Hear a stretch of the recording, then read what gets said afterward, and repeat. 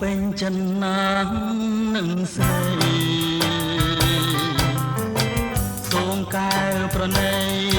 មេត្តាដល់រៀមដរងទុំខា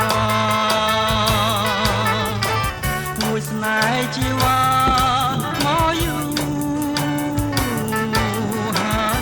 ទំហំដួងចិត្តនេះមកមិនតន់យល់នៅឡើយតើព្រមដែរឬព្រមហើយមេត្តាអូនឆ្លើយប្រាប់បងចាំទទួលចម្លើយដែលអូននឹងឆ្លើយប្រាប់បងសូមអាណិតមកដល់ចិត្តរៀមផង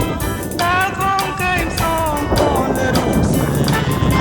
យូរហើយជានេះបើមិនបានថ្លៃរៀមទុំរីរៃអញស្បាយ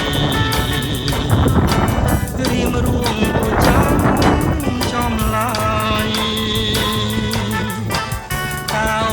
ឆ្លើយយ៉ាងណា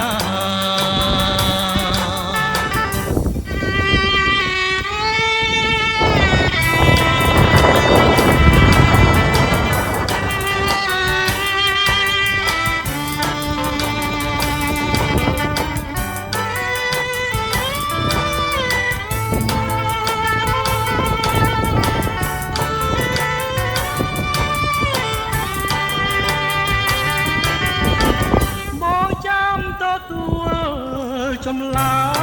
យដែលអូននឹងឆ្លើយមកបងសូមអាណិត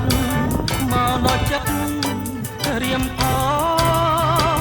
ដែលខំកែងសងផងលើរូបស្រីយូរហើយជានេះបើមិន